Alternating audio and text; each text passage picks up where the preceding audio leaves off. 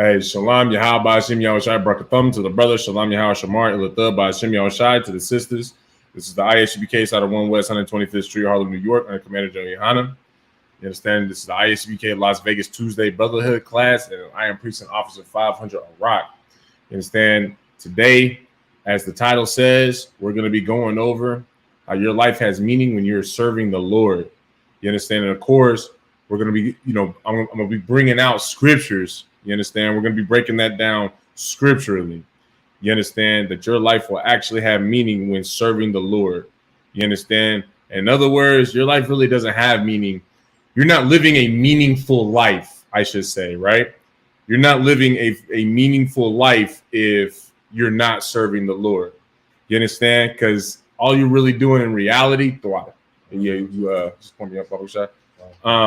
All you're really doing is you're just living after your own lusts. You understand? You're living and doing the things that just make you happy. You understand? That might have personal meaning, but in reality, as a collective, that life it has no meaning. You understand? But when you are serving the Lord, doing as the Lord has commanded you to do, you understand, following those laws, statutes, and commandments, you understand, following his high holidays, having that brotherhood, you understand, that you're supposed to have for your brothers and for your sisters. And of course, brotherhood is an umbrella term for also for sisterhood as well. Sisters having that sisterhood for brothers and other sisters alike. You understand? When you are doing those things, then your life has meaning. You understand? And that's very important for us to learn and understand. You understand? All right. So in the meantime, before we get into the class, I'm going to ask that everybody make sure that they like and share on YouTube and on Facebook. Do your part to spread out this truth to the four corners of the earth. You understand? There could be somebody on your Facebook timeline, any of your social media outlets that is looking to change their lives for the better as a so-called Black, Hispanic, Native American man or woman. You understand? And quite frankly, for those said people, Salakia, the only way to do so is by following the law, statutes, and commandments. And you can only learn how to follow the law, statutes, and commandments under the precinct officers of in the ISUPK under Commander General Yohana. That's right. You understand? So just make sure that y'all do y'all part, like and share in the class. And then also, if there's anybody that's online that has any questions, feel free to type them into the chat. I will answer them to the best of my ability. I will answer them to the best of my ability scripturally. So like it. My phone is tripping. I can't stand technology. I'll answer your questions to the best of my ability scripturally. If I'm unable to do so myself, I'll just take your question to a mightier man than myself to get you the answer. You understand? We're not the Christian church. We're not here to do a little song and dance to make you feel good. You understand? We are here to give the medicine and edify our people so that they can heal. You understand? And be better. You understand? Let's see here. So just give me one moment to like and share for myself. And then we'll get into this. Trooper, do you have any questions? You said no? Okay, no sweat. Just hold until I'm done. I don't think I can like and share anymore. Or I can share on Facebook anymore. That's crazy. Oh, here we go. I have to do it here. I was about to say. There we go. But I still can't share it to those groups anymore. That's the wild part. They took that away from me. Bastards. White man is the goddamn devil that the Bible speaks of, I tell you. All right. Oh, that's right. Let me send that to her real quick. And I apologize for the delay, starting the class a little late. You understand? Had some issues that needed to be resolved. So Salakia.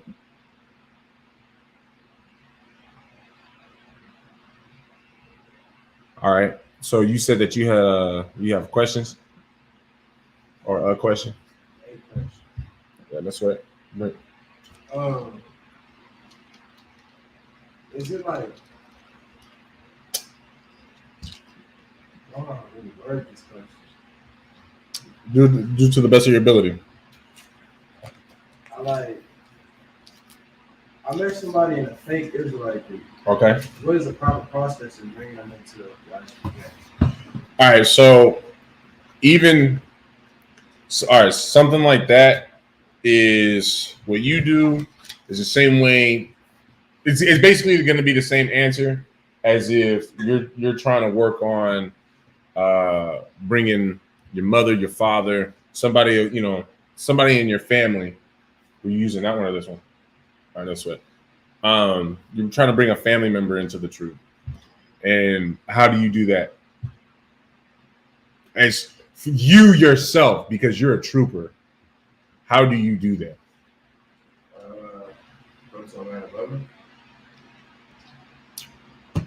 Okay.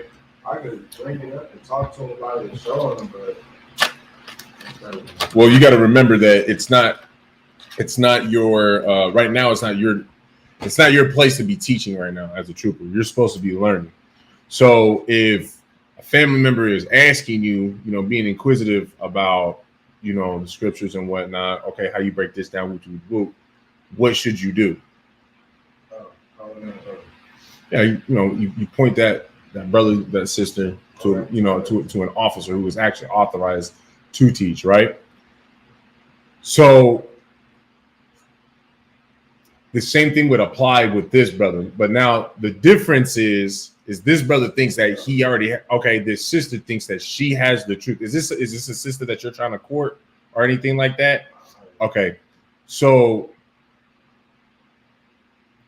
what is the most, no matter what your rank is, what do you think is the best thing that anybody can do when they're in the truth, when it comes to fishing the people out of the world, especially the people that we have daily contact with?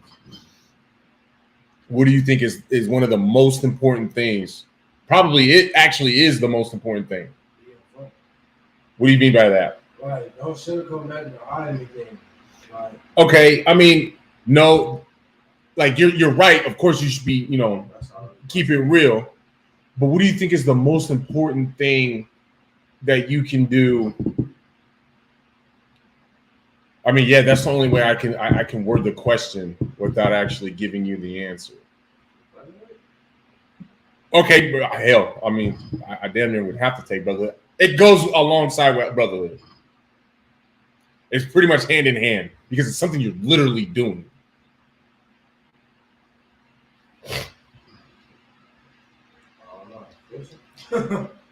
Being an example. So what you learn, okay, you're supposed to follow, these are the law, statutes, commandments. You understand these law, statutes, commandments. So what should you do? Exactly. And how do you show that you are abiding by those law, statutes, commandments? You just follow them. It's as simple as that. You just do it. Yeah. You understand? So when they try to offer you some pork chop, crab, lobster, they try to, like you said, offer you, a blunt, what have you. If they try to, hey man, let's go tag team this just like, man, you be an example. You know what I'm saying? That over time will, they'll see you because you are the light. You understand? You are the example. It doesn't matter if she's already clouded by, whatever fake gay group that she's in. Do you know what group she associates with? Other than little purple criminal sexuals. You understand? So it doesn't matter that she's rocking with them. What she's going to see when she deals with you, when she talks with you, when she hangs out with you, what she's going to see is, okay, this brother is telling me how things are supposed to be, and how they're supposed to be. And not only that, but he's also showing it. Like he's walking that talk. You're walking the talk. Well, what do you think that they're doing in there? Which is why there's so much controversy in the IUIC. I don't really expect you to be, completely hip to all the nonsense that they're doing in there. But just to name a few, they allow the so-called Africans into their group, which actually got one of the sisters murdered. And then even after she was, that man killed her, he tried to hide her body. They basically try to protect that African. And also, they were still collecting tithes from her bank account after she was dead. And this is also something that was, it was on camera because her mother, came to them, was like, yo, okay, where's the money? Like, y'all basically were swindling my daughter after she died. This is the group that they are. You understand? And if she doesn't know that, because their fraternity group doesn't speak on those things, it's because they hide it. You understand? You should ask her about the fact. You should ask her about of course, because they don't address those issues. Anytime that the ISUPK gets accused about these types of things, you can look and find out. If you go through the video history, you understand. Like take for example, do you know about Y2K? The falling out. Like basically, it was when everybody split from ISUPK, and then they started doing all their other groups.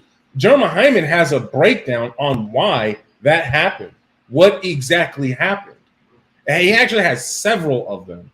The first time I saw one was, I was still in the military. So this was, you know what I'm saying? Like a while back. But the point is these types of things get addressed. There is clarity. There's clarity, Salakia. There's clarity in the ISUPK because the truth will never be confusing. And I'm not saying the truth as in the truth of, like we're in the truth. I'm saying something that is true, period, will never be confusing. Does that make sense?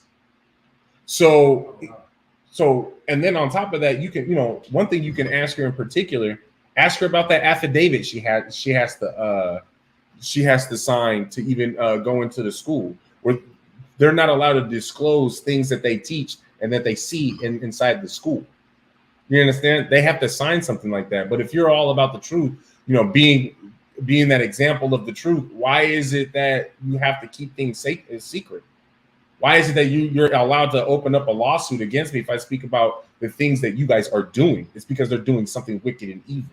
You understand? And of course, you are out in the public, in the light, being that light as an example. They will see that. You understand?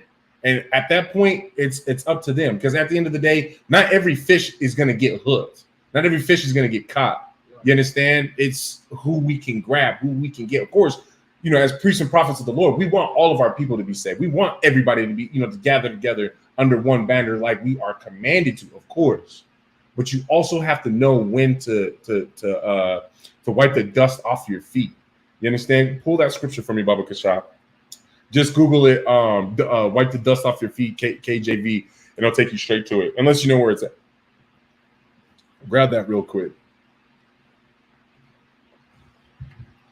That is a good question, though.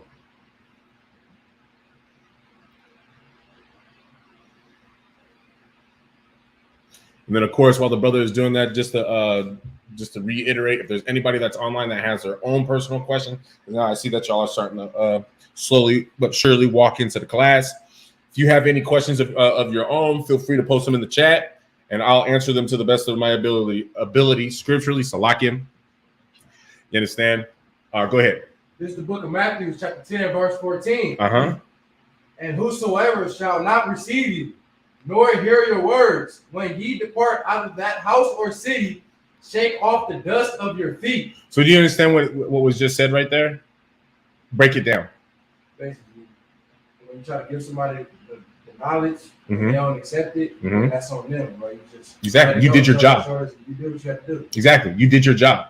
So you brush it off. Okay, I failed here. I failed with this household, or I failed with this whole city. What on whatever scale that it was, just brush it off and keep keep pushing to do what? Right.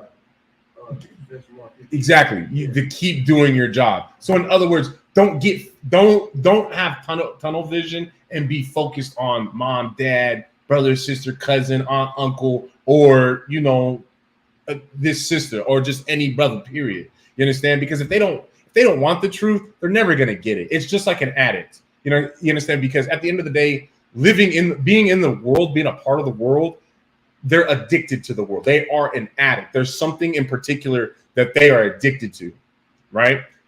One of the first things in AA groups, those AA groups, and no, I've never been in one, so don't even get any ideas. They always teach you that, it's for one, acceptance of the fact that you're an addict, and then that's for you to recognize it. Then from there, you have to have the will and desire to not be an addict to that said thing anymore. You understand? They stand up all high, introduce yourself. I'm so and so, and I'm I'm addicted to cocaine. I'm addicted to heroin. Whatever. You understand? Okay, now they've recognized that the fact that they're an addict. Now from there, it's up to them to want to stop using that substance, right? Well, being in these fake Israelite groups, being in Christianity, Catholicism, Buddhism, all of being a part of the world is an addiction. You have to have the want and desire to be holy and to be separate. Does that understand? Did I answer your question? All right, Most High in Christ. All right. Did you have any more questions? All right, no sweat. All right, so we're gonna get on with the lesson that I have prepared for you guys today. You understand? Like I said, as the title says, life has meaning only when serving the Most High. You understand? So again, your question kind of coincides with the lesson that I have prepared, just off of the fact, like I was kind of, starting off with the opener on how, or my intro on how, you being in the world, you doing what you want, you really have no meaning. You understand? You trying to be in a Christianized, you trying to hold on to Christianity, but with the title of saying, I know I'm an Israelite. Why do you think they do that? Off of what I just explained to your answer. They don't want to accept the truth. They don't want to accept the truth, but they are addicts that don't want to get better. You understand? That's how addicted they are. Hey man, you know what I'm saying? Because think of it like this. I'll speak on myself, right? When, because one of the hardest demons that I had coming into the truth was to stop smoking. And, marijuana was a little bit easier, but, tobacco, period, man, my thing was blacks. You understand? Everything I did, I was smoking a black, like almost 2 or 3 of them an hour, like damn near, you know what I'm like, man, I smoke blacks. You know what I'm saying? And of course, as I'm coming into the truth and whatnot, I know I have to quit. I know I need to stop, right? But it was always some sort of an excuse to keep on having at least just one. Okay, I'll slowly cut back. So of course, I did slowly cut back. But then when it got to the point where, I'd only have maybe 2 or 3 of them in a day, then it's like, okay, I would find little small excuses to just, I can maintain this. The Lord at least sees me putting in that work that, at least I'm trying. You know what I'm saying? And of course, in time, I completely nullified it. I cut off blacks completely, tobacco and smoking completely. But you understand, there was still that part of me that I didn't want to let go of it. You understand? I knew I had to because that's what the Lord commanded me to do. But there was a part of me that still wanted to hold on to it because I was an addict. You understand? Like being, and I don't want anybody to get it confused to think that being a crackhead is anywhere near beneath being addicted to tobacco, being an alcoholic, being a pothead. I want y'all to understand this for those of y'all that are weed heads and alcoholics and, you got to smoke your tobacco, whatever your niche may be, you're all you're all the same. You understand? It's for my language, but you're all the same. You're all equals. You understand? Right there, you actually apply to the American Constitution as far as being an addict. All of you are all equals. You understand? You are just as bad as the next addict to the left and to the right of you. You understand? You're all towing the same line. You understand? There is not one addict that is better than the next. Period. You understand? So, and of course, you don't get that type of understanding until, like I said, you have the desire to actually be separate from the world. Think about, especially because we're out here in Las Vegas. Think about how many people you actually know that doesn't smoke, period. Whether I'm saying either they smoke both cigarettes, or we'll say tobacco and marijuana, or it's one or the other. Think about how many people, aside from the brothers that you know in the school, us brothers in the school, how many people do you actually know that doesn't smoke either? That doesn't mess with anyone? Go ahead. Oh, your mother? But see, that's a very rare thing though, isn't it? Think about all the other people that you know. Man, you probably buku people. You just graduated high school. There's a lot of people y'all was smoking them vapes and crap in school. Like, y'all not even old enough to buy the damn thing. They just changed the legal age of 21. But y'all have vapes in school. You get what I'm saying? Like, it's a rare. And then on top of the fact that they was getting high too, it wasn't just the little vape pens with the nicotine. They had the THC ones. You understand? They're doing at a very young age already. Kids are being brought up on just doing the things that they want to do. You understand? Already living a life that's pointless. You understand? Not a point. I'm not gonna say pointless, but has no meaning behind it, because all they're doing is living their life, waking up every day to satisfy one of their lusts of their flesh. You understand? Now, what do you think that majority of the people, when they're picking, coming out of high school, since we're already talking about that, right? When they're choosing a career, a job, whatever, how are a lot of these kids, how do a lot of people, period, pick these jobs? Okay, you kind of jumped ahead a little bit, but that's no. That's part of the answers that I did want. Am I going to be allowed to, abuse whatever substance while, I'm doing said thing, right? But what's another major factor as well? It gotta be easy. Everybody wants the easy. That's actually becoming a whole lot more common. Yeah. So I'll take that. How about the fact that, everything is decided by how many zeros is put on that check? Oh yeah, that's it. You understand? Like, take for example, because what do parents always say? Salaki. What do parents always say when they're talking about, oh, I want you to one day become what? Okay, greater than me, fine. I was never told a millionaire. My dad always told me he wanted me to be a lawyer because I could argue my ass off. But the thing is, you think I like to argue? Y'all just retarded. And I was just like, I'm just trying to show you why you're wrong. But no, because it was money behind it. And then, of course, he tried to tie it in the fact like, okay, you're good at it. You probably succeed here. But what is the missing element out of that?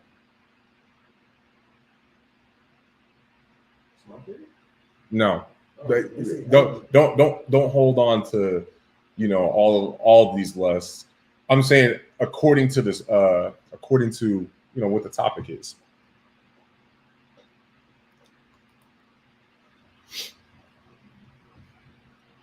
So the sister said, Shemaiah, she said they look for something they like to do.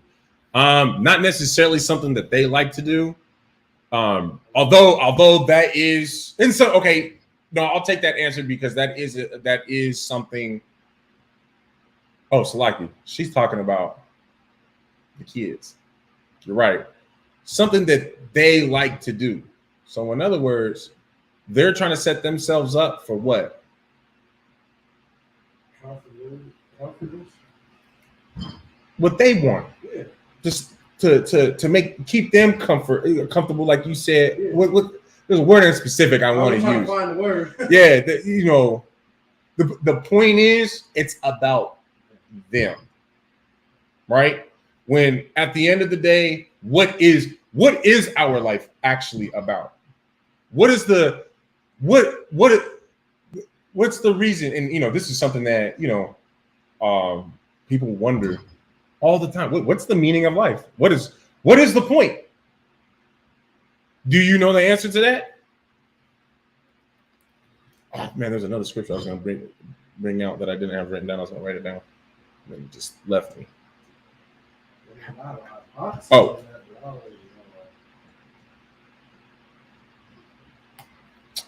Go ahead. Let me hear it. My hypothesis? Yeah, come on. Oh, it's just like,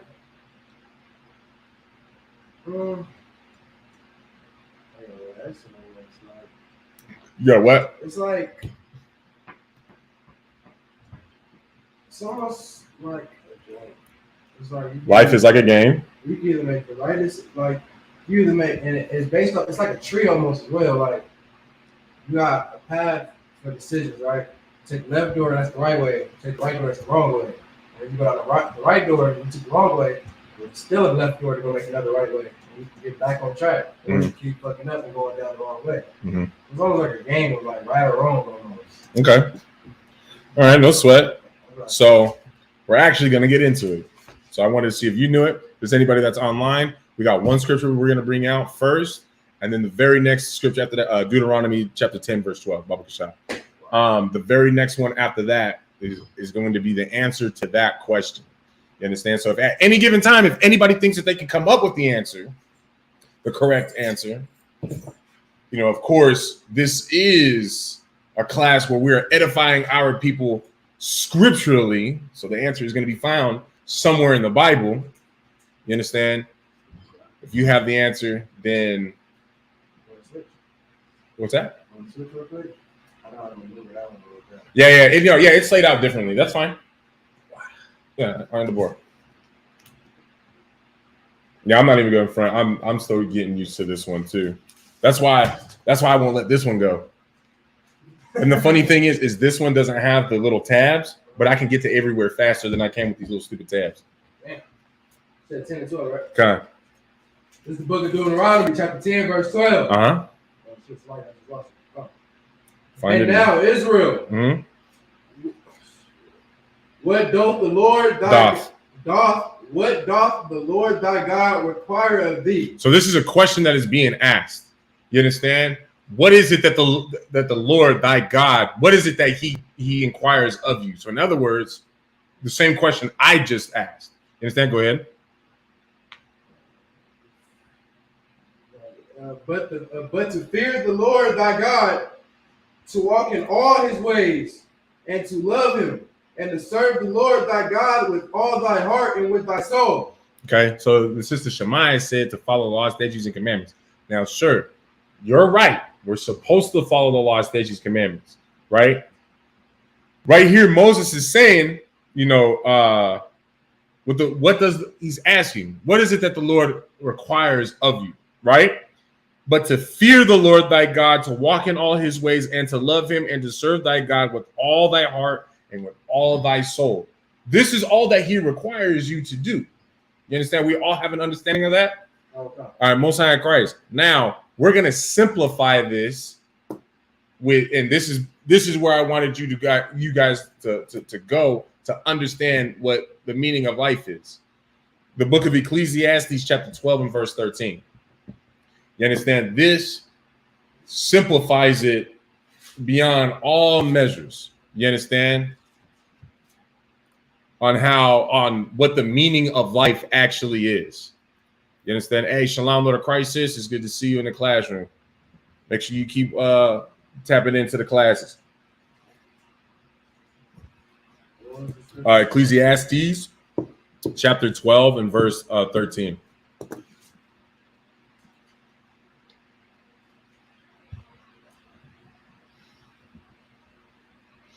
Actually, let me get that myself too. You got it. Go ahead. This is the book of Ecclesiastes. Ecclesiastes, yep. Ecclesiastes, chapter 12, verse 13. Mm-hmm. Let us hear the conclusion of the whole matter. So, what do you think that the conclusion of the whole matter is that he's referring to here? life itself. Exactly. Go ahead. Fear God and keep his commandments. Make sure that you are giving the proper respect to all punctuation. So if you see a comma, semicolon, colon, period, make sure you give that pause. All right. So go ahead. Fear God and keep his commandments. For this is the whole duty of man. For this is the what? The whole duty of man. What is the whole duty of man? Read it again. Let us hear the conclusion of the whole matter. Fear God and keep his commandments. It's the fear God and keep his commandments. It's all put. Now, we did just read this, of course, in Deuteronomy 10 and 12, right? But now it's been dumbified for dumb people like myself that needs to be, explained to like a kindergarten child. You understand? It literally says, let us hear the whole conclusion of the matter. It's like, all right, look, everything's summed up from what you can possibly read in this book. Let's sum it all up into one verse. Fear God, you understand? And keep his commandments. That's it. Just fear the Lord, keep his commandments. For this is the whole duty of man. That is the point of life, is to serve the Creator. Is to serve the man who created you in the first place. You understand? Which in reality, when you really think about what the law, statutes, and commandments are, the guidelines, the way that it's laid out is just so that you can enjoy life just like the person next to you. So you're not doing something that could potentially kill you and potentially kill someone else. Or to even make it simpler, to keep you from hurting yourself or hurting someone else. And if by accident you do, you know how to make amends for it. How do you summarize all that up? Brotherhood. That's what this Bible is about. You understand? Is to teach us brotherhood, how to live amongst our own, and especially how to live amongst the heathen nations. You know what I'm saying? In whatever condition that we are in, whether we are in rulership, which is soon to come again, or if we are the oppressed like we are now. You know how you are supposed to live and what type of example that you are supposed to be. To your point, no matter what, to your question, Salaki, no matter what condition that you are in. You understand? Which it also lets you know that the Most High God doesn't compromise. He don't give a damn what's going on. I told you to do this. I don't care if you're being oppressed right now. And I don't care if you're the king of the entire earth. This is what I told you to do. Do it. Right? That's right. So now, all this other extra stuff with the career choices and the way that you want to live your life outside of what the Lord has told you to do, what does this in itself let you know? That they don't fear God and keep his commandments. Not necessarily. Okay, so hold on.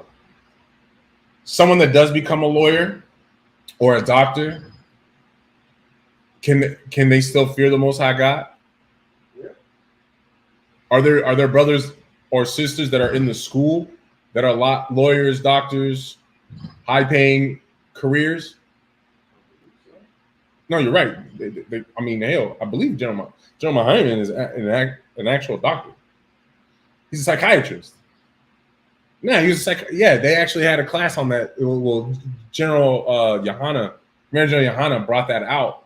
He's like, he's a psychiatrist. Like, they talked about that. Him and his wife, they're psychiatrists. Now, do they have the actual? I believe they spoke on the fact that he has his PhD, so he's a doctor. But yeah, he's a psychiatrist. And then I think there's a sister in New York, or she's in Philadelphia. I can't remember where she's at, but she's a lawyer. Yeah, like a full-on lawyer. Like, Israel has that. There's nothing wrong with that. You understand? There's nothing wrong with pursuing, these high-paying career choices. So don't get that twisted when I was talking about that earlier. You understand? My point with bringing that up earlier was, what was the motivation for that? the zeros on the check. Exactly.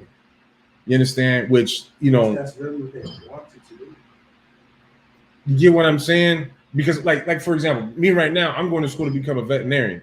But you know why I want to be a veterinarian? Well, you also have to, you know, you look at, huh? I mean, I like animals, but my thing is one day I want to be able to sustain me, myself, and my family.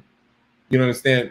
With growing crops, growing our own livestock, slaughtering our own animals and whatnot. What better way to do that if I can do everything all by myself? Yeah, sure, I can get paid for it because, you know, veterinarians don't make that much money. They really don't, even though that they're doctors. You know what I'm saying?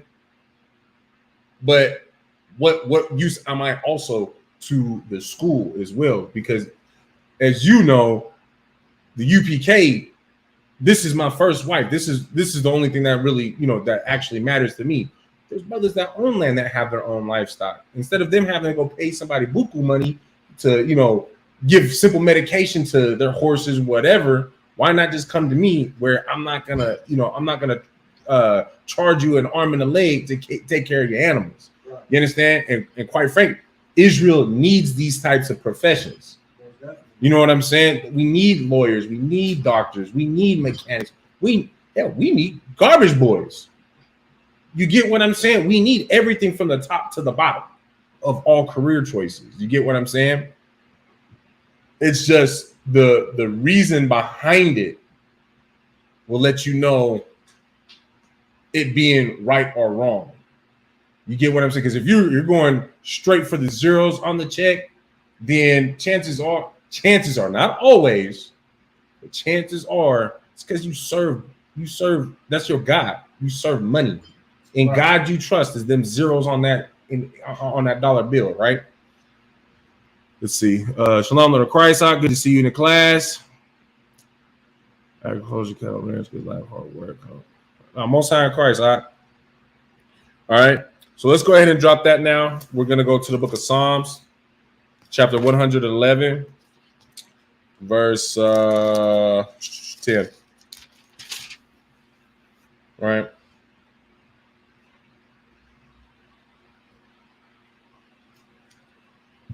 Now, like with this one right here that we're bringing out, we also got to understand that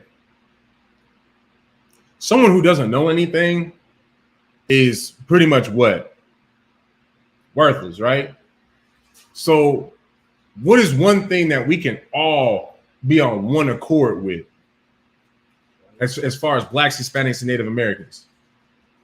Is this true? You understand? And once you get there and we read this, you'll understand why I'm saying what I just said. Hey, Most High in Christ, a lot. 111 and 10? Or what? Go ahead. 111 verse 10. This is the book of Psalms, chapter 111, verse 10. Uh-huh. The fear of the Lord is the beginning of wisdom. The fear of the Lord is the beginning of wisdom. Why do you think that is so? First, what is wisdom? Knowledge. Okay, yeah, but knowledge from what? Experiences, maybe? Yeah, it's knowledge from experience. So it's the things that, now let me ask you this though. Can wisdom only be gained from your personal experience? I learned things from just watching from my brother and realized like, that's, you know. Okay, so the fear of the Lord is the beginning of wisdom. So what wisdom are you gaining and from whom? Just from fearing the Most High God. Anybody that's not following the law, statutes, and commandments. Okay, that's not a bad answer, but why do you say that? Because obviously they don't fear God. Well, they said some might, but you don't realize they don't. Okay, you had a good answer, but the reasoning behind it isn't quite where it should be. You learn from those that aren't actually fearing the Lord and serving the Lord because of the consequences that happen in their life. You understand? Because I mean, put it like this: you're not going to see a UPK brother being shot dead in the streets, not yet. And the only reason why I say yet is because scriptures does say that we will be, they're going to come after our blood. You understand? Just paraphrasing it, but they're going to come after us. They're going to start persecuting us and whatnot as we get closer and closer to the return of Yahushua. You understand? So, those things will happen, but right now we're not in that phase. So let's focus on where we're at right now, as far as the prophecies, right? What's already unfolded and what we're already seeing. And not what we're about to see, right? Let's stay focused on that part, right? So, we're not up until that prophecy starts to unfold. You're not going to see us be shot and killed in cold blood in the streets. But you know why? Because we're doing what we're supposed to be doing. You understand? Now, well, actually, shit's like I do have to take that back because that's literally what happened to Abba Bivens. That's the brother who started the school. He was killed by the Muslims because of he threw a Quran down the street, said it was trash, it was toilet paper. They killed him. I believe the next day or the next week. Yeah, they killed him. Do your history on it. Because that's important history, right? But it's not going to be an ongoing thing. You understand?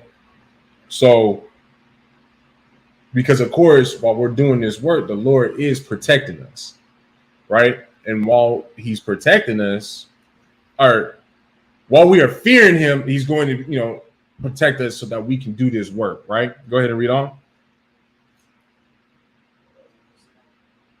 Hey, it's like a good understanding. A good understanding have all they that do his commandments. Now, why is it that it said they have a good understanding if they're doing the commandments? How do you know that they have a good understanding? Because they're doing the commandments. They're doing as they're commanded. They're being obedient. There is no how do you say that? The brother right there just said a halak. They're obeying. You understand? They don't have a different doctrine like gay UIC, right? They don't have a different doctrine like pedophile OCC. You know what I'm saying? GOCC, they're pedophiles. You understand? The understanding are like the good understanding is shown because what is there that you can say about the ISUPK that's negative? What, that there's much polygamy? I mean, if you're a woman of understanding, you understand that that's not a bad thing. That's not a negative thing. You said what?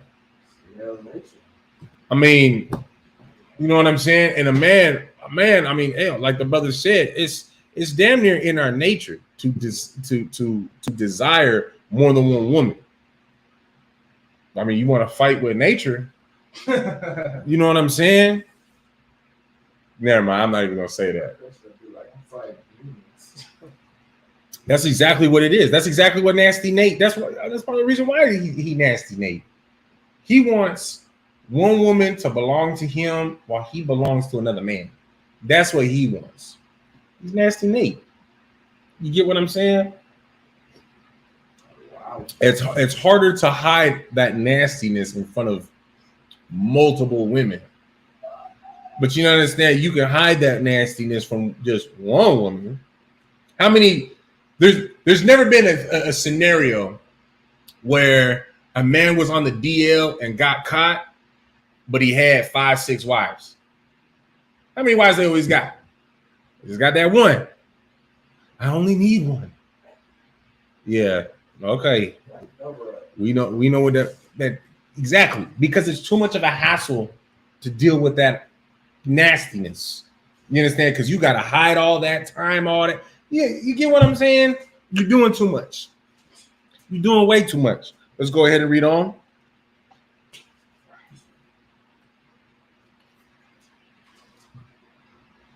His praise endureth forever. His praise endures forever. You understand? The praise of the Lord will endure forever. You understand? And that's basically going both ways. You being praised will endure forever. And of course, you know, the Most High God's praise will endure forever. What's wrong? What's wrong? If you need to, you run in the house real quick. Go grab one.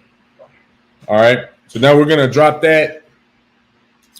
We're gonna go to the book of Psalms. Same book, different chapter. Chapter 147, and go to verse 11. Book of Psalms, chapter 147 and verse 11. You understand? So all right. This is the book of Psalms, chapter 147, verse 11. The Lord taketh pleasure in them that fear him, and those that in those that hope in his mercy. You understand? These are people that, all right, let's start from the top. The Lord hath taken pleasure in them that fear him. You understand? The Lord takes pleasure in those that fear him. Trooper, how would you explain what is the fear that the Lord is referring to that he takes pleasure in? That's my question is law, statutes, and commandments is following. No questions asked. I mean, I can't say that's necessarily wrong, so I can't speak for him on that portion. But as far as, I want you to describe what the fear is past what you said. Okay, so without question, I mean, yeah, that should be what it is, of course, naturally. That was originally how it was meant to be, for us to just know to only serve the Lord.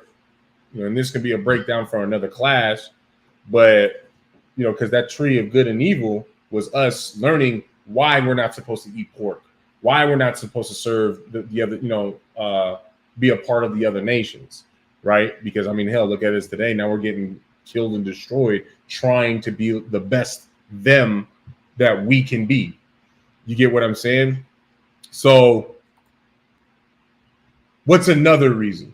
Or what's another way to describe the fear that is being referred to here? I don't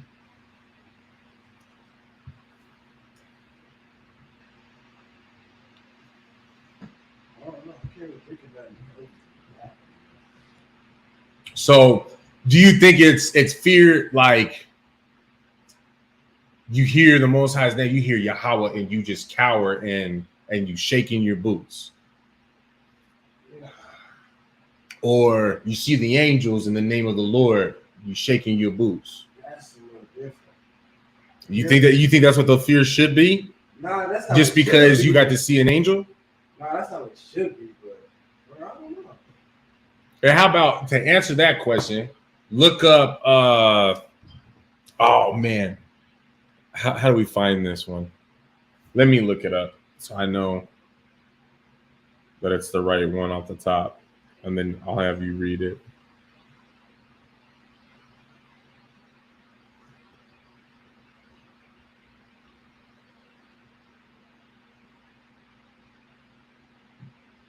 Oh.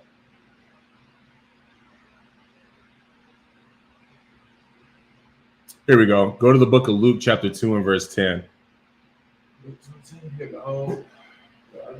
Yes. That was 147. Now we're at 147 and 11. Yes. So now I want you to go to Luke, chapter 2 and verse 10.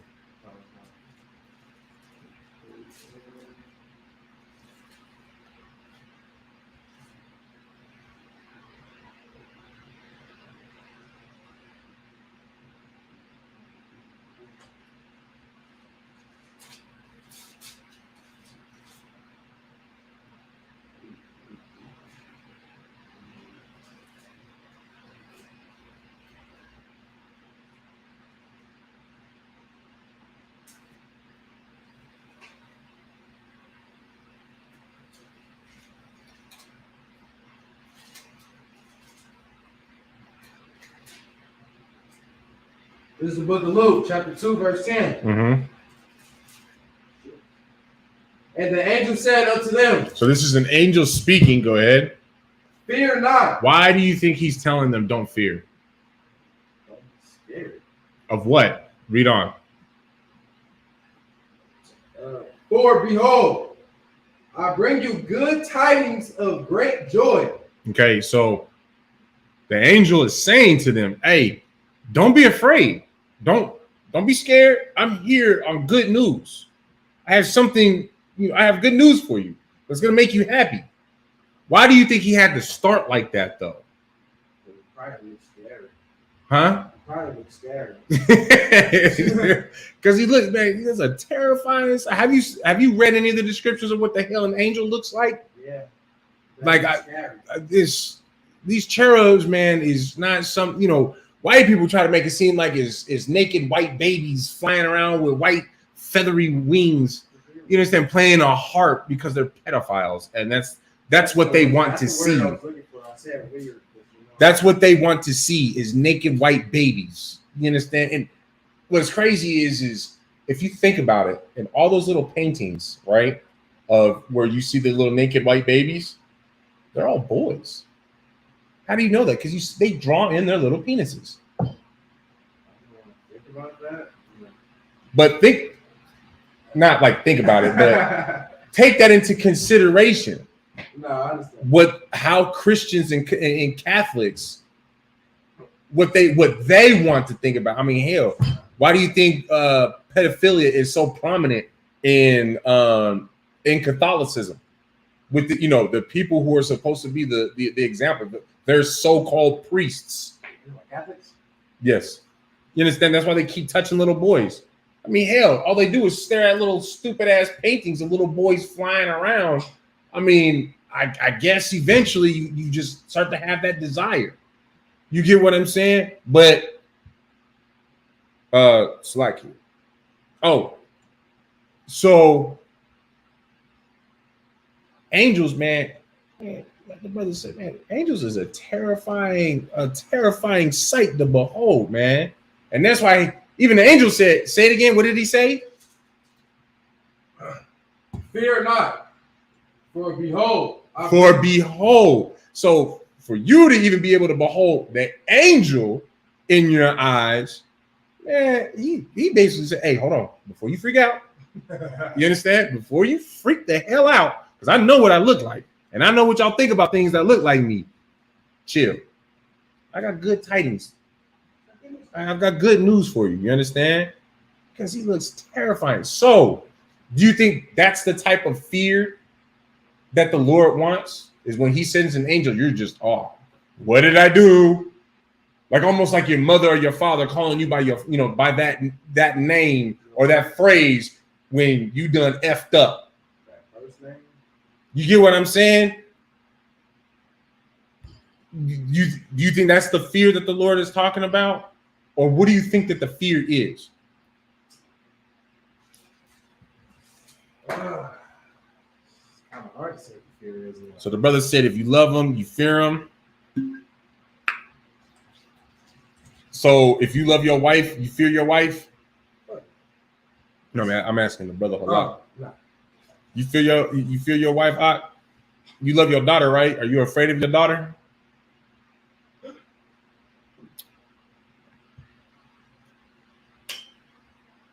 Give him a second. Or actually, no, we can figure it out here in the classroom as well, or anybody else that wants to participate, but online. What is that fear, though? Fear.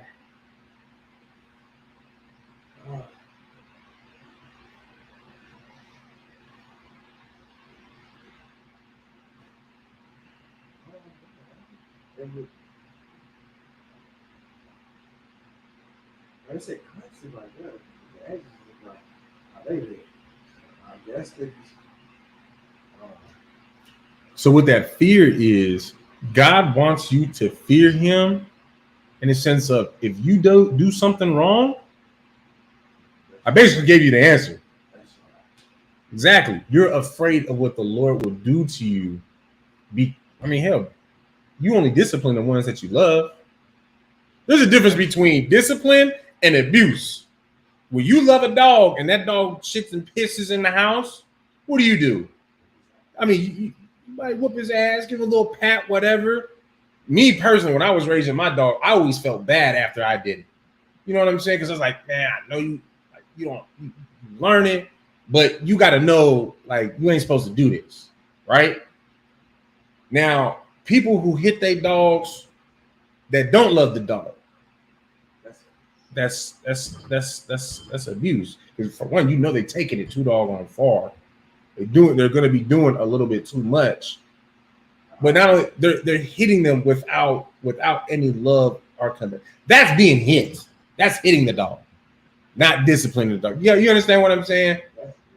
I mean, that's like the only way to lay it out. So it's the same thing with the Lord, with the way that my dog is afraid to piss in the house because she knows that it'll disappoint me, and she knows she'll get disciplined for it because if I'm disappointed in her, she basically gets disciplined, right? So I'm afraid of disappointing the Most High God because I know when I discipline the Most High God, a consequence also comes from that, comes with that. So like, you get what I'm saying?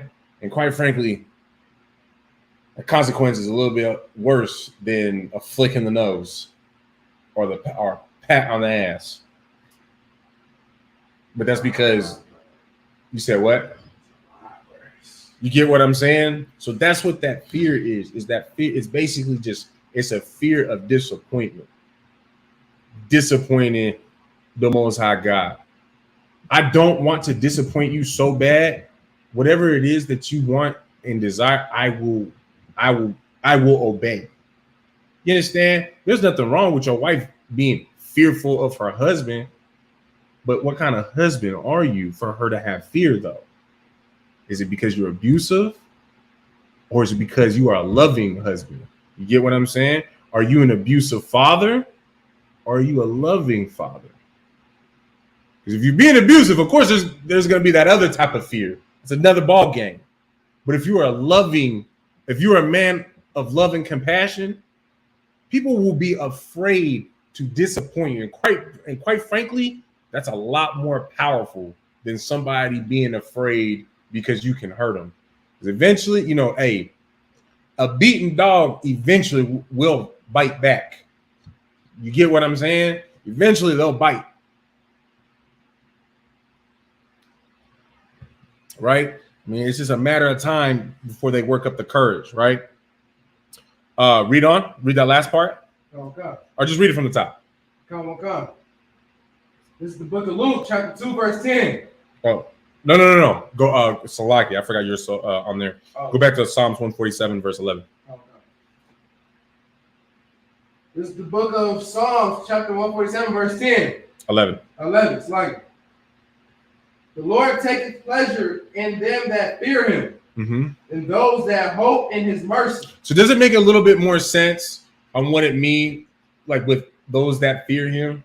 Because at the end of the day, how can you call yourself a loving God, a loving individual, a loving entity when your power is abuse, essentially, right? Because nowhere can you say that the Israelites were ever abused. No. Israel deserved all the lashings that we got. Right. We did it to ourselves. We shit in the house, then kept shitting in the house.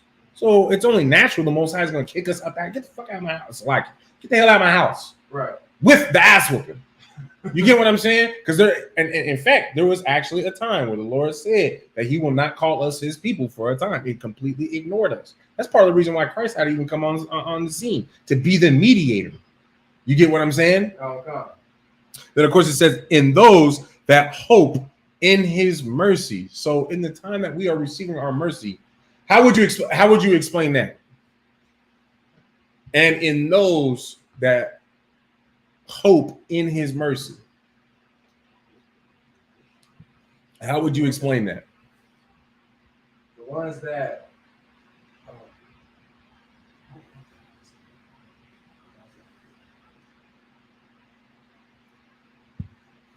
You don't just break down the last part? Just the last part, yeah. Oh, so basically, We already broke down the first part. right.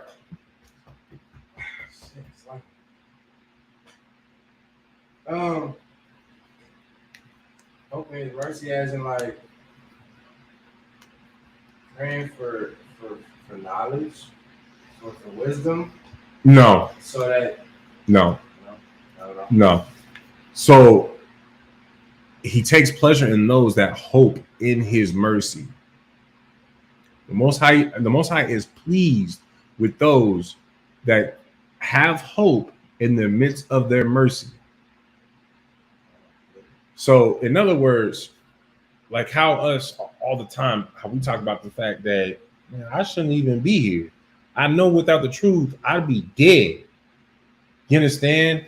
Like our hope in love with the Most High remains because we recognize the fact that we receive mercy first and foremost. You understand? It was by the mercy of the Most High God that I'm still here. You get what I'm saying? It's a locker. I mean, hell, chances are I probably should be dead in Afghanistan. You understand? Hell, I should be locked up all the damn drugs I was doing. I should be dead all the damn drugs I was doing. You get what I'm saying? All the, dealings what I was doing with women, the fact that my blood has never been tainted, I should be dead. You get what I'm saying? But no, I had mercy and I recognize that. And because I recognize I had that mercy, I have hope that I'll continue to have that mercy for what I did before. And so what did I do? So that I can keep that mercy for what I did before. Not what I'm going to do, but for what I did before. I'm not going to do it again. Give yourself a hand. That's exactly it. Because now I'm not taking his mercy for granted. I understand that I received mercy for the things that I did that I didn't realize was actually bad. You understand? Now I have an understanding. And so I stopped doing those things because I'm not going to take that mercy for granted. I have hope that, you know what, I can be better, or I have hope that I can be that servant how does it say? Paraphrasing it, but that faithful servant, so that I can receive that crown of life. You understand? Those are my hopes because of the mercy that I was given. Does that make sense? So now when you bring that whole verse together, how do you summarize it?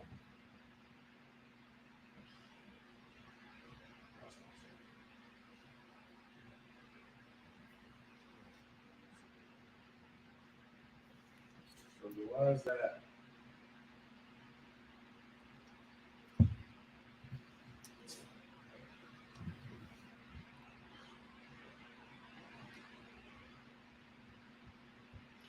Just think about what the title of the class is, and the answer's a lot simpler than what you think. I like to share it. I didn't even look at the time. I mean, I said it multiple times. That's all right, though.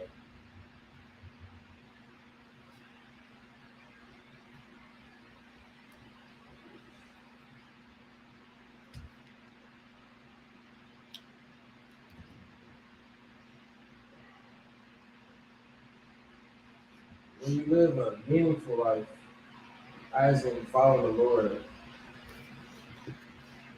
that's the people that he's talking about. He says,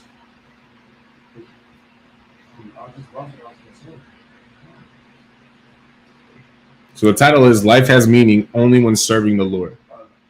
No, I think that. No, I was happy.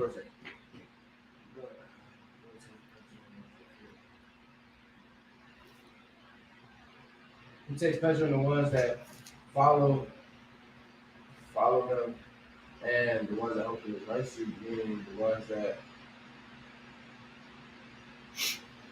turned away from it and start following him, basically. Not following him. That's not what I'm looking for.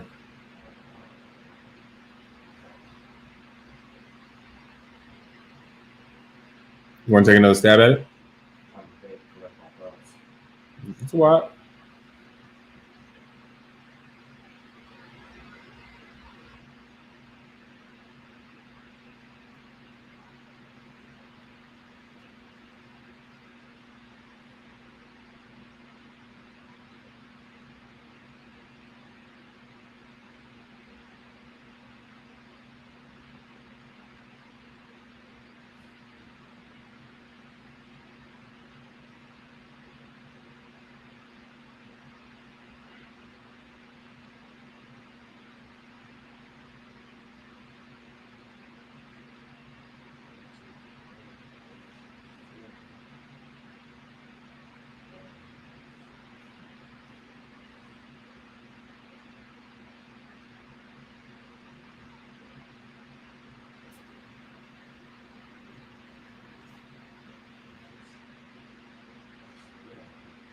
How about the fact that, just for time's sake, how about the fact that he's talking about someone who wants to have meaning in their life? This verse right here pertains to somebody who wants to have meaning in their life.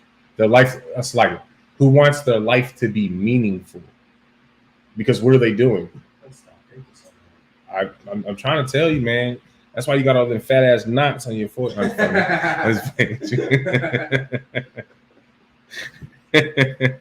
But nah, you understand?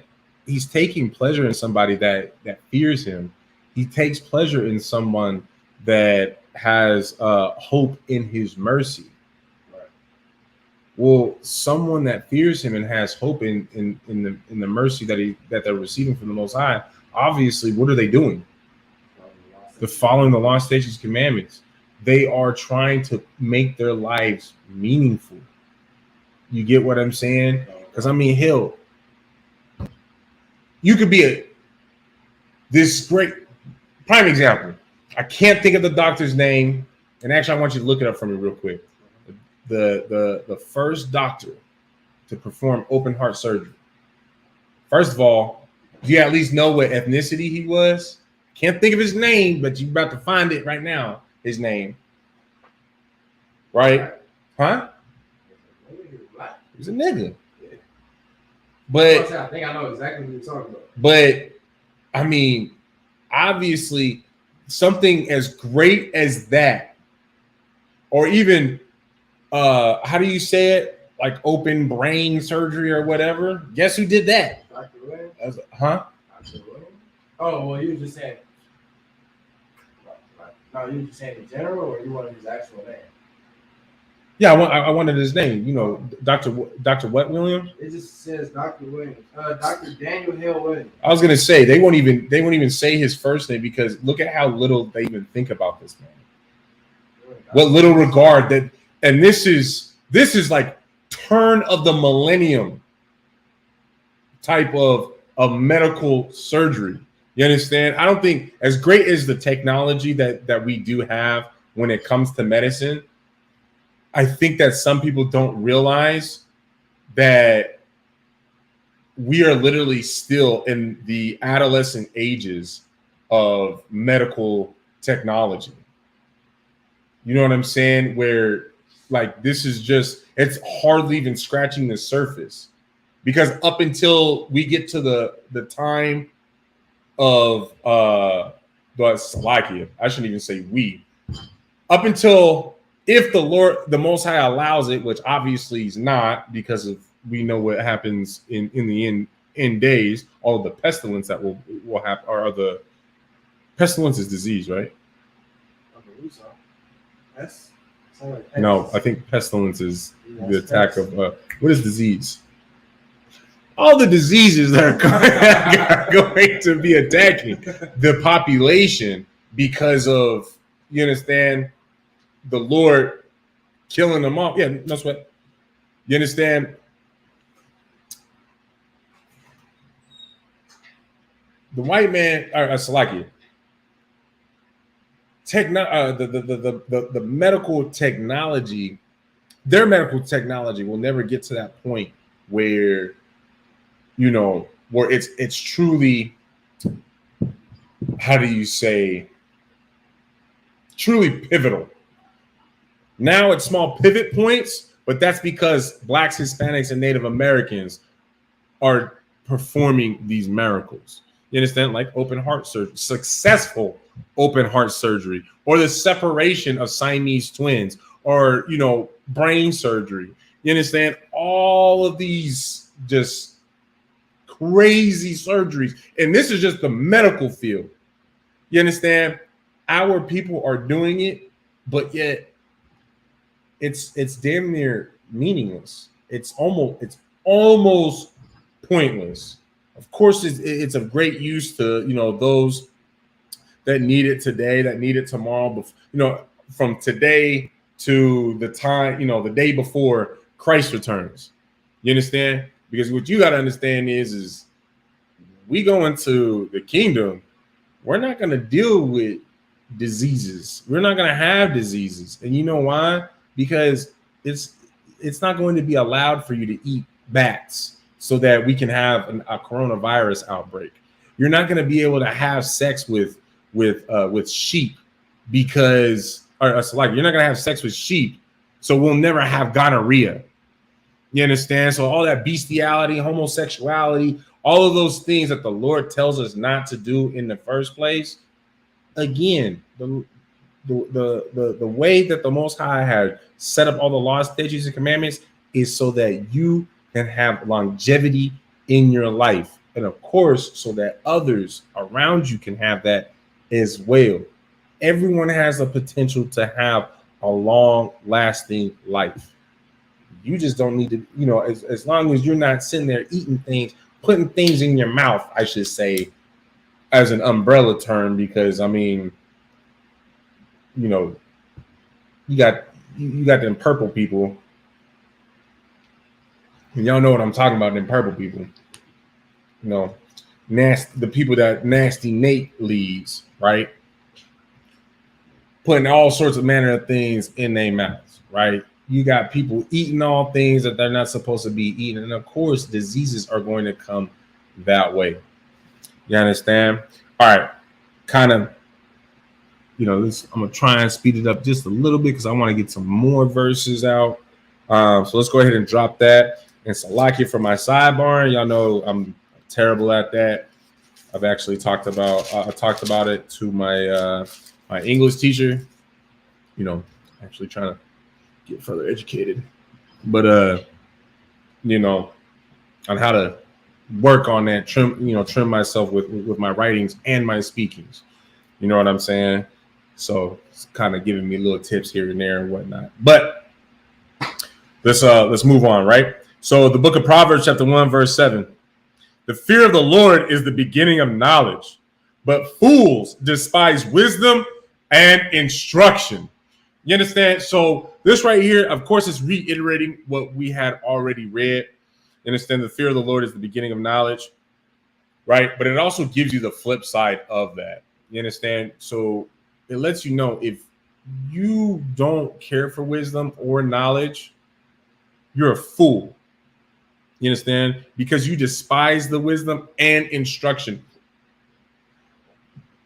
You despise being taught. You despise, you understand? I mean, essentially, you despising wisdom and instruction, you're just saying that you want to continue living the way that you want. You understand? The way that you are already currently living. You know, you're completely aware of all the issues that you have. You keep getting sick because you're a doggone pothead. You know, you smoke all the time, you drink all the time, you're eating all types of terrible foods, so you're sick always, right? You have all of these issues because, you know, with you know, animosity with people in your neighborhood because you talk to them crazy, you know, you might steal, whatever. You're doing things that the Lord told you not to do in the first place. And the brother might be, you know, be kind enough to take the time to let you know, hey, I'm aware of the things that, you know, you got going down, you know, going on in your life, where you're a liar, you're a thief, you're this, that, and the other, you're a glutton. What happened? You know, what have you? They have the kindness to let you know what you're doing wrong, just for you to man, I don't want to listen to that. I'm fine. You have, first of all, a lot of times, and them type of people be prideful as hell. Take, for example, the alphabet community, the LGBT elemental P community, right? Man, you can't tell them that what they are doing is wrong. It's actually a mental illness. You understand? They only just recently removed it from the book of mental illnesses. And I wonder why, because shortly after, what did they start doing? It like really pushing that agenda. But you know, that's a discussion and topic for another day, right? You can't tell them that they are wrong, why they keep on having the issues that they have. Take, for example, you understand, even though that those types of people talk about how they're discriminated so crucially, so harshly, where they're beat up all the time and this, that, and the other. You know where majority of the domestic violence cases actually come from? Alternative lifestyle couples. It's not them getting jumped on the side of the street because, you understand, they live the alternative lifestyle. They're getting beat up by their own boyfriend. They're getting beat up by their own girlfriend. You understand? They're getting beat up by their same-sex partner. It's not straight people aren't going out of their way to go and mess with them. The crazy thing is, you know, and I've heard stories from like my dad's era and stuff like that. And, you know, of course, before that, they would talk about how, you know, they will go beat some up. Like they will go beat somebody up that is alternative lifestyle. But they also said that was like people that was, you know, extremely flamboyant, was trying to put it out. Like they brought the reasoning, they brought it to themselves on some level. You understand? Because the crazy thing is, as well, is I know one of the arguments is, well, why are you going to judge me for the things that I do behind closed doors? But yet you want to be able to freely express yourself and do all these things which involve you showing off what you do behind closed doors. Because what is it that those flamboyant alternative lifestyle men, what do they like to do? What is part of that lifestyle is to dress and act like a woman. So in other words, bring attention to themselves. You can't have both worlds. It does that, you know, that's that confusion.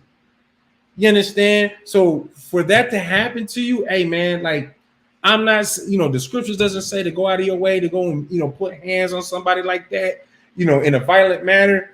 But at the same, you know, on the same side of the coin, I'm not going to sit here and, you know, I'm not going to pity you. You brought this upon yourself.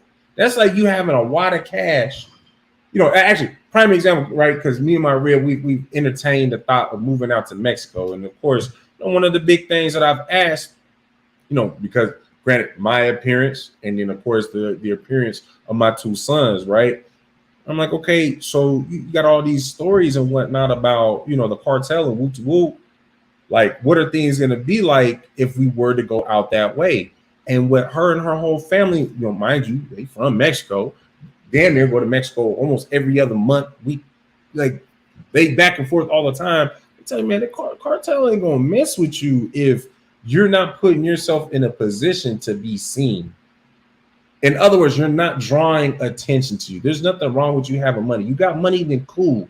So, you know, feed it into the economy. But where they have issue is, oh, you want to flaunt your money? You got a whole wad of cash in your pocket, and you want to think that you hot shit because there's a couple of females that you want to get with. So you want the attention. We're going to show you. And quite frankly, I don't blame the cartel for feeling that way and, you know, and reacting that way, considering the fact that they're saying, what are you trying to tell these women that are around us? That you're better than me because you have money and you're not from this land? I don't blame them.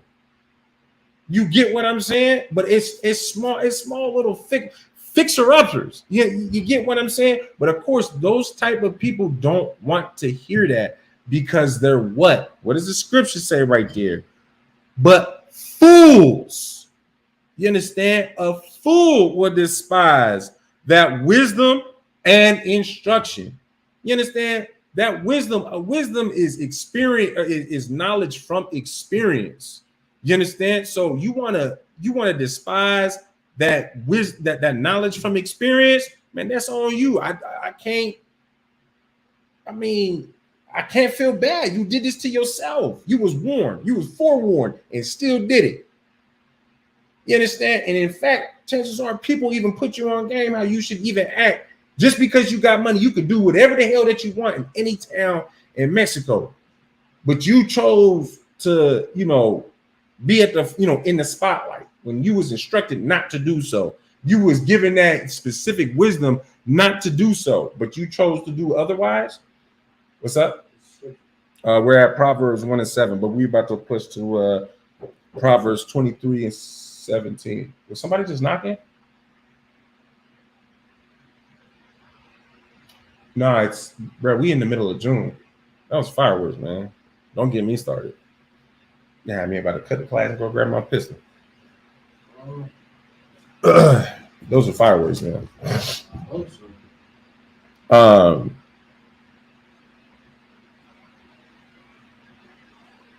Yeah. So, but y'all understand what I'm saying? Hey, shalom, Lord of Christ. So, like, I cannot see your photo. I think Chanel Thompson. So, hey, shalom, Lord of Christ. It's good to see you in the class. It's always good to see new faces in the classroom. You understand? Lord allow you keep on coming into the classes, all right? But so, just a quick little recap on that. The fear of the Lord is the beginning of knowledge, but fools despise wisdom and instruction. You understand? So again, this lets you know that somebody that fears the Lord, that serves the Lord, that wants to have their life have some sort of meaning. You understand? Man, this all starts with the fear of the Lord. You understand? And that's the beginning of your knowledge. Because you fear the Lord, what are you going to do? You're going to get edified. You're going to keep your ass in class. And you're going to keep coming to class because you want to receive the knowledge. You understand? You don't want to be seen as a fool. You don't want to be that fool. You don't want to be what they used to have us, blackface. What they used to have us as the blackface clowns, right? The way that they mock us. You don't want that to be your stereotype, right? So what do? You get your ass in class. You go get edified. You go get the real education that matters. That's right. You understand? Learning who you are, what your history is, your culture, living it and applying it. You understand? The sister says, Shalom, I live here in Vegas as well. Hey, Most High Christ says, make sure that you tap in with us. You know what I'm saying? Make sure, tap in with us so that you can come to, actually sit down with classes and whatnot. And when we have our feast days and high holy days and whatnot, you're able to come and break bread with us. I see that you're posting from Facebook, on the ISUPK Las Vegas. Feel free to send us a direct message on the Facebook Messenger, and whatever information that you want to get, whether it's breakdowns, counsel, you understand, or how to set up so that you can come in, actually come into the fold, man, ask your questions. You understand? And of course, start coming into the fold. Work on getting your Hebrew name.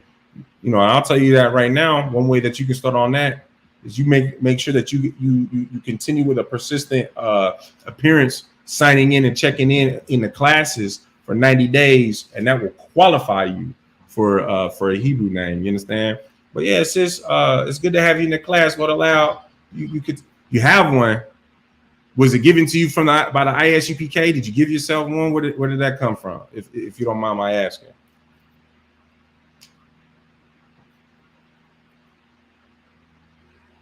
But so y'all understand that with the book of Proverbs, chapter 1, verse 7, right? So now we're gonna move on. We're gonna go to the book of Proverbs, chapter 23 and verse 17. So chapter 23 and verse 17.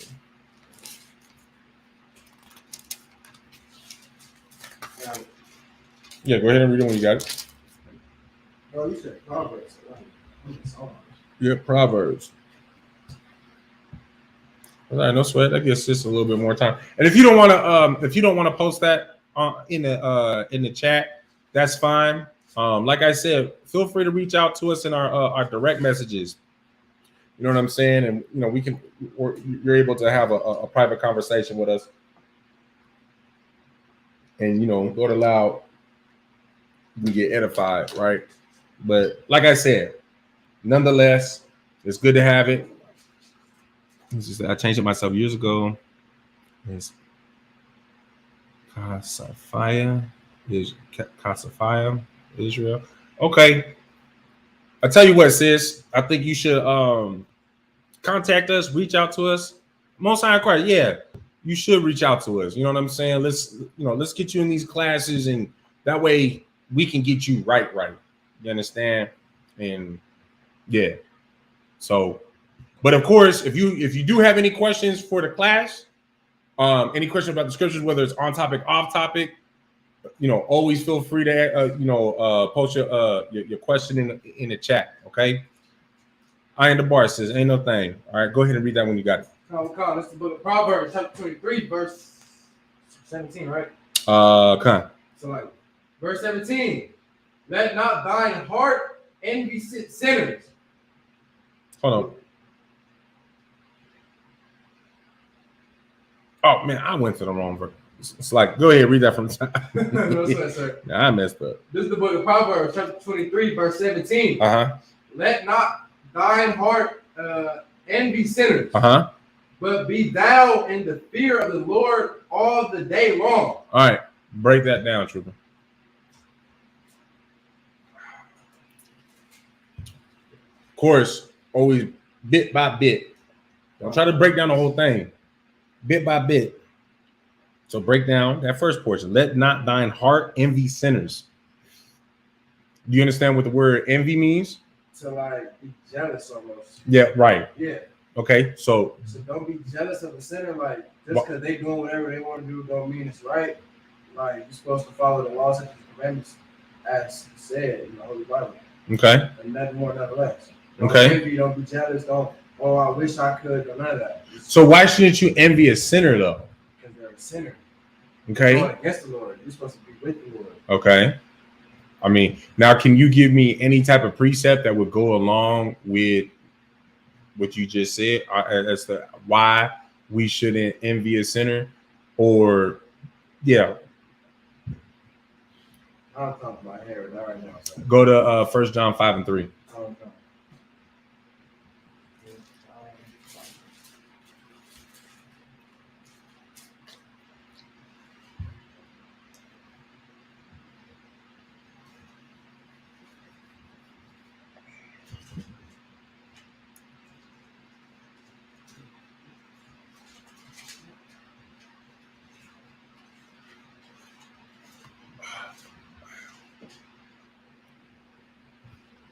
So the sister said, because God said, come out of her, my children. So that's not what I'm looking for, right? Now you technically right. I know what you talk about in Revelations. For God said to come out of her, my children, so you will not be partakers of her iniquities. That's not what I'm looking for in particular. Go ahead and read that. Triple, go ahead when you read it. 1 John 5:7, correct? 5 and 3. 5 and 3. It's like this is the book of 1 John, chapter 5, verse 3.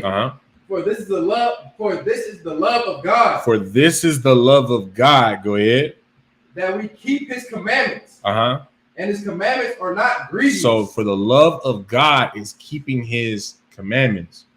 If you're a sinner, what are you doing? It's obeying the commandments. You're not keeping them. You're not keeping them. Go to 1 John 3 and 4. And then read that. So if you're a sinner, you're what? Not holding the commandments. You're not keeping the commandments. Go ahead. Read that when you got it. 1 John 3 and 4. This is the book of 1 John, chapter 3, verse 4. And every man that hath or hath. And every man that hath this hope in him purifieth himself. Hold on. Where are you at, Ak? 1 John 3 and 4. Chapter 3, verse 4. Hold on. Because either you super are messed up or I'm Yeah, you super messed up. Oh, I'm one above. So Way above. Go ahead. The book of 1 John, chapter 3, verse 4. Read it when you got it. Go ahead. Whosoever committeth sin transgresseth also the law. So to be a sinner, sinners are doing what? Going against the law. Transgressing the law. They're going against the law. When you transgress something, you go against this. Of course, you should know this already because we had this breakdown conversation already a few weeks ago, right? So Most High in Christ. Just make sure that you pay attention a little bit more, though, to where you're reading. Especially if you start to read it and you're like, oh, hold on, this don't make sense to what he's talking about. You see, that's fireworks. I know that.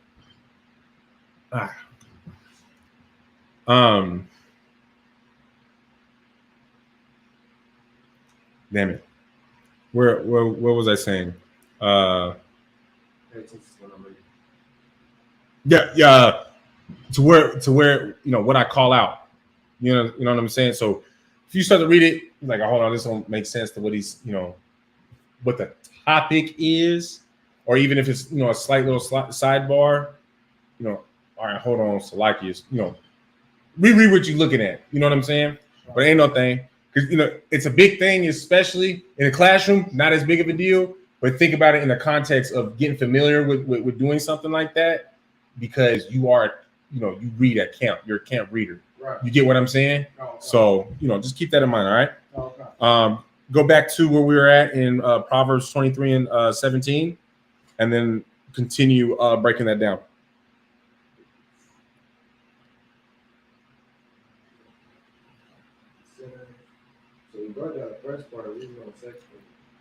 Break down that first part in whole from everything that we just read.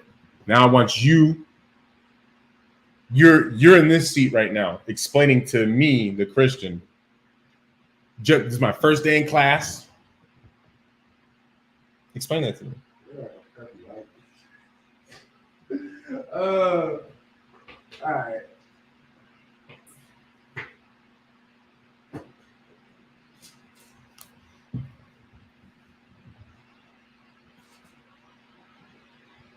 Basically, sum it all up, right?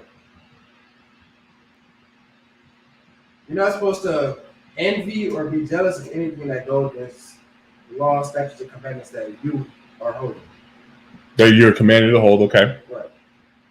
They don't abide by that. So you're supposed to. Who's they? The sinners. Okay. How do you know that? The sinners. Okay. They don't hold and abide by the law, statutes, and commandments that you do. So why do you feel jealousy or envy toward them? So how do you explain? Like, what do you mean? How do you know they're a sinner? Do they smoke pot? Do they have sex with boys? Okay, but do you smoke pot and have sex with boys? So how does that make them as like? But if they still love God though, and accept Jesus Christ as their Savior, how is it that, like, why shouldn't I envy them? Pastor Porkchopper's got all the gator boots and nice suits. He's got it. Stealing from you. All right, so check this out. You always want to keep it always short and simple. Keep it simple, stupid, kiss, right? Keep it simple, right? And of course, as well, stick to the scriptures as much as possible. So I basically gave you, the outreach where you didn't have to say, okay, jump to 1 John 5 and 3, jump to 1 John 3 and 4. You could have just said, right here in 1 John 3 and 4, where it says in 1 John 3 and 4 that the transgression of sin is the transgression of the law. So these are people who don't follow after God. So why would you be jealous in any regard after someone who doesn't follow God? You get what I'm saying? Oh, okay. And then of course you can bring up 1 John 5 and 3, for this is the love of God, that we keep his commandments, and his commandments aren't grievous, which is a very big point, is the fact that do you know what it means to be grievous? You know what grievous means? To grieve something. No. Someone. Oh, okay, yeah, like grieve something or someone, but like do you know like what it actually means though? Getting like hard, like it's like you don't really want to. It inflicts pain. Yeah. It inflicts pain, and you know what I'm saying. So serving the Most High God is not going to afflict any time. It's not going to be difficult. You know what I'm saying? There's nothing that you're going to have to actually push through to show that you serve the Lord, or to show that you love the Lord. Just keeping His commandments, and it's not that bad. You get what I'm saying? The only reason why we have any type of difficulty now is because of the oppression is so how do I want to say again? Grievous. There you go. Hey, man, give you something. Look at that. The brother learned the word and applied the word within a 30-second time frame. Man, Most High in Christ, man. That's the Lord right there. Good for you. But you get what I'm saying? Our oppression today in 2023 is so grievous that it's difficult for us to go and keep Passover, to keep the day to have our Sabbath. You know what I'm saying? Just a simple Sabbath. We're not supposed to work on the Sabbath, but you got me slaving my ass off. But you know what? It's cool because the Lord gonna deal with your ass. You get what I'm saying? But you go with that. So you're saying, so of course you go from the angle of, all right, well, like a sinner is someone who would rather the hard life. Why would you envy why would you be jealous of somebody that wants a grievous life? You understand? That's one way that you can kind of break it down and explain it, right? Go ahead and read on. Or break down the rest of it. Read out. We do have. There you go. But be thou in the fear of the Lord all the day long. Uh-huh.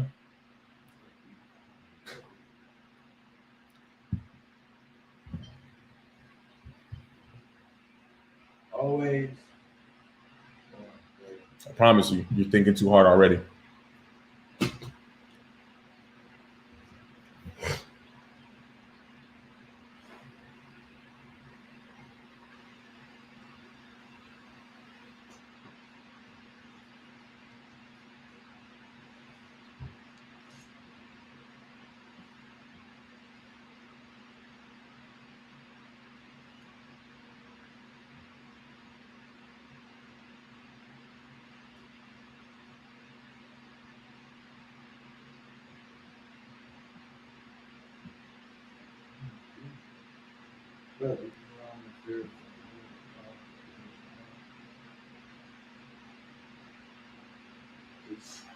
Always hold His commandments, basically.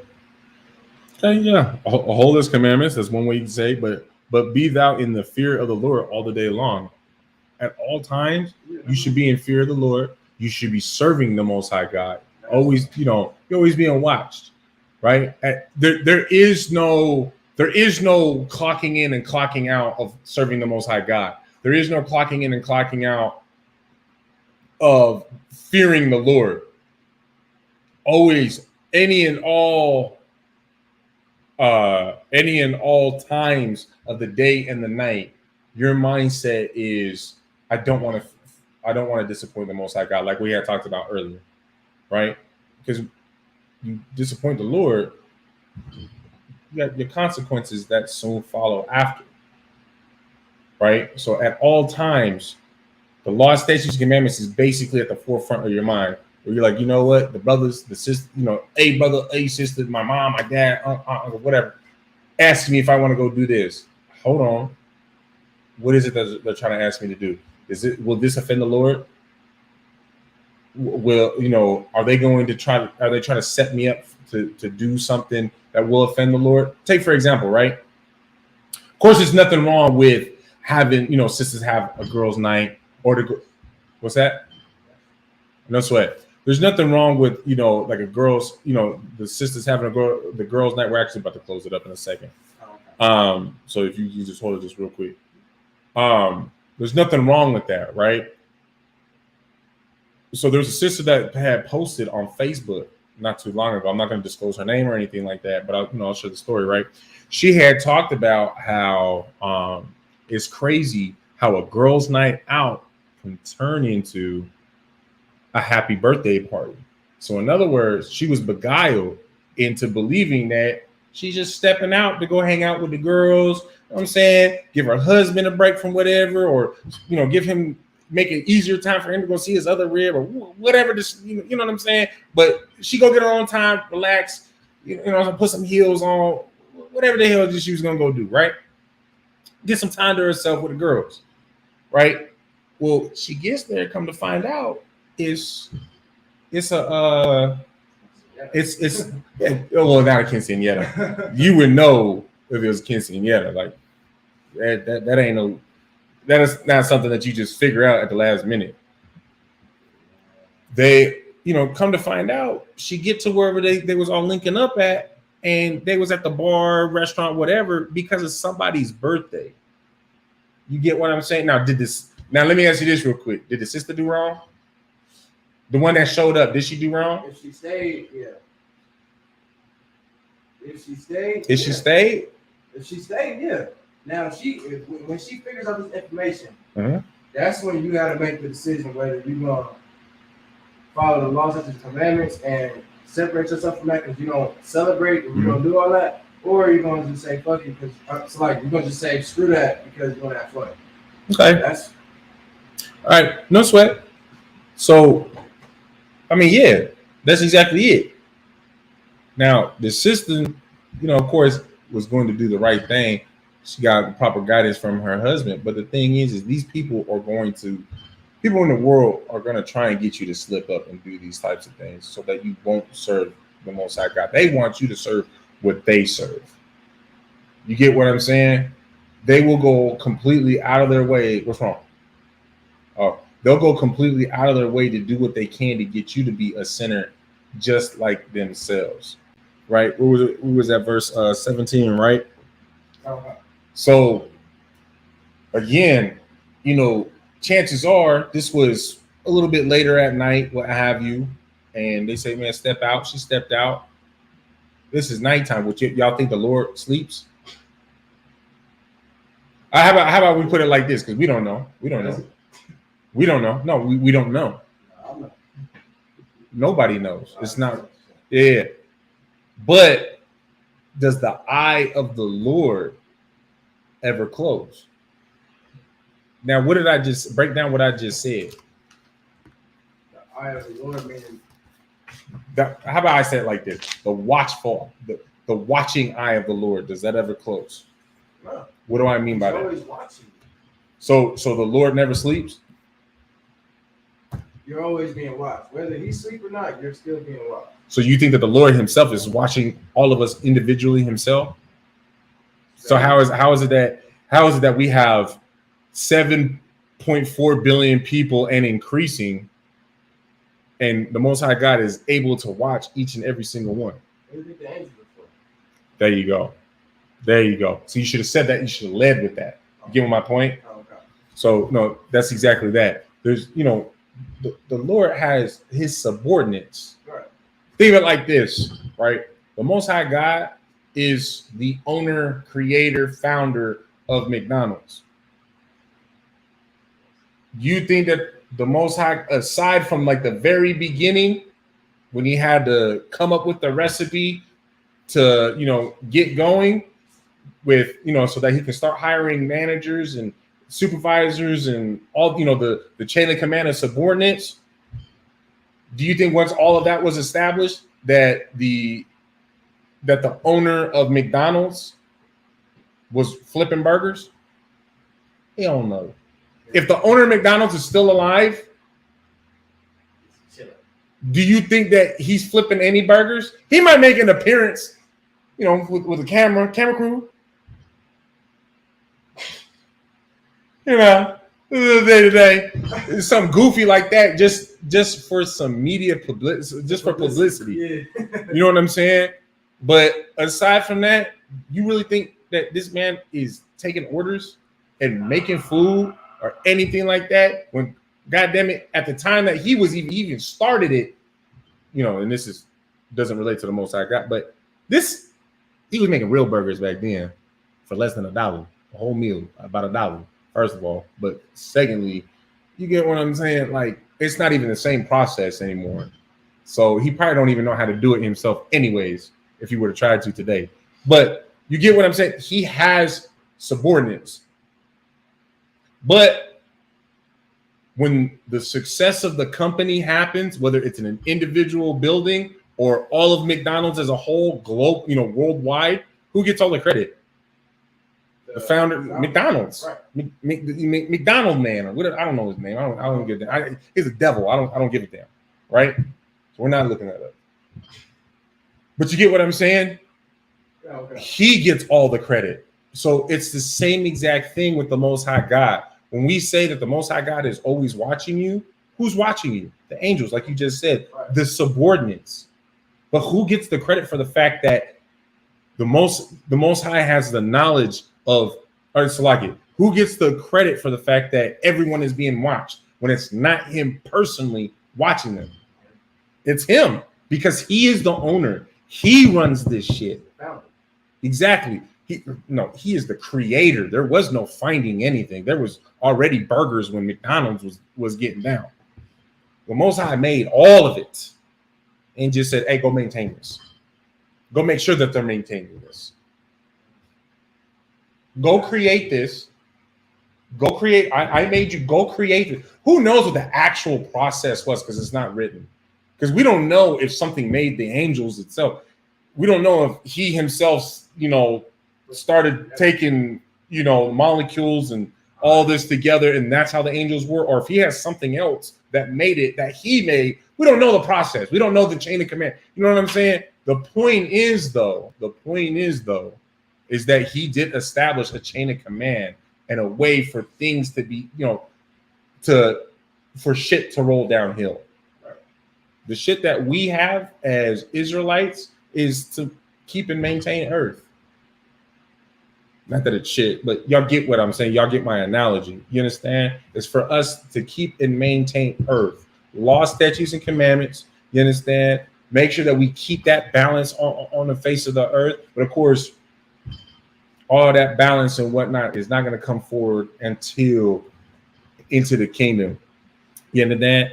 And with that, let me actually bookmark that just really quick. So we were that was Proverbs 23 and 17, right? And we'll continue this next week. Right? So we'll continue that next week. All right. I'm Precinct Officer 500 or Rock. This is ISUPK Las Vegas Tuesday Brotherhood class under Commander General Hana in the ISUPK. Started at 1 West 125th Street. You understand? And with that, class dismissed. Shalom.